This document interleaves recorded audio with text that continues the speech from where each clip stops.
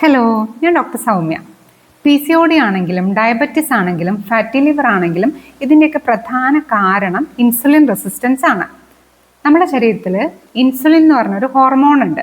ഇതിൻ്റെ പ്രവർത്തനം എന്താണെന്ന് വെച്ചാൽ നമ്മൾ കഴിക്കുന്ന ആഹാരത്തിലെ അന്നജം രക്തത്തിലോട്ട് ആഗിരണം ചെയ്യപ്പെടുമ്പോൾ ഈ ഹോർമോൺ ഈ അന്നജത്തിന് അല്ലെങ്കിൽ ഗ്ലൂക്കോസ് മോളിക്യൂൾസിനെ വിവിധ കോശങ്ങളിലേക്ക് സപ്ലൈ ചെയ്യുക എന്നുള്ളതാണ് ഈ ഇൻസുലിൻ ഹോർമോണിൻ്റെ ഡ്യൂട്ടി.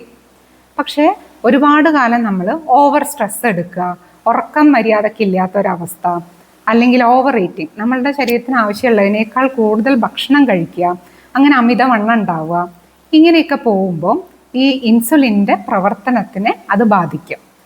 അപ്പോൾ വിവിധ കോശങ്ങളിലേക്ക് ഗ്ലൂക്കോസ് മോളിക്യൂൾസിന് എത്തിക്കാൻ സാധിക്കാത്തൊരവസ്ഥ വരും. അപ്പോൾ ഈ ഗ്ലൂക്കോസ് നമ്മളുടെ രക്തത്തിൽ കൂടി നിൽക്കും. അപ്പോൾ പിന്നെ എന്താ ചെയ്യുക? ശരീരം ഇത് ഫാറ്റായിട്ട്, കൊഴുപ്പായിട്ട് വേറെ എവിടെയെങ്കിലും സ്റ്റോർ ചെയ്യും. ലിവറിലോ ബാക്കി ഭാഗങ്ങളിലൊക്കെ സ്റ്റോർ ചെയ്യും. ഈ ഇൻസുലിൻ റെസിസ്റ്റൻസ് ഉള്ള അവസ്ഥയെ നമ്മൾ ശ്രദ്ധിക്കാതെ കുറേ കാലം പോകുമ്പോഴാണ് നമുക്ക് ഡയബറ്റീസ് വരിക, അല്ലെങ്കിൽ ഫാറ്റി ലിവർ വരിക, അല്ലെങ്കിൽ PCOD, തൈറോയിഡ് കംപ്ലയിൻസ് ഒക്കെ വരുന്നത്. അപ്പം ഈ ഇൻസുലിൻ റെസിസ്റ്റൻസിന് നമുക്ക് പൂർണ്ണമായിട്ടും റിവേഴ്സ് ചെയ്യാൻ സാധിക്കും.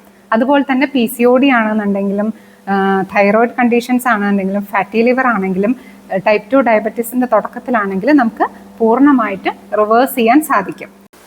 ഇതെങ്ങനെ റിവേഴ്സ് ചെയ്യാൻ സാധിക്കുക എന്ന് വെച്ചാൽ കൃത്യമായിട്ടുള്ള ഒരു ബാലൻസ്ഡ് ഡയറ്റ് ഫോളോ ചെയ്യുക. അതേപോലെ തന്നെ എക്സസൈസും അനിവാര്യമാണ്.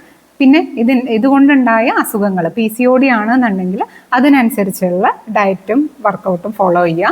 ഫാറ്റി ലിവർ ആണെന്നുണ്ടെങ്കിൽ അവർക്ക് വേണ്ട രീതിയിലുള്ള ഡയറ്റ് വർക്കൗട്ട്, ആ രീതിയിൽ അത് ഫോളോ ചെയ്തിട്ട് നമുക്കിതിനെ പൂർണ്ണമായിട്ടും റിവേഴ്സ് ചെയ്യാൻ സാധിക്കും.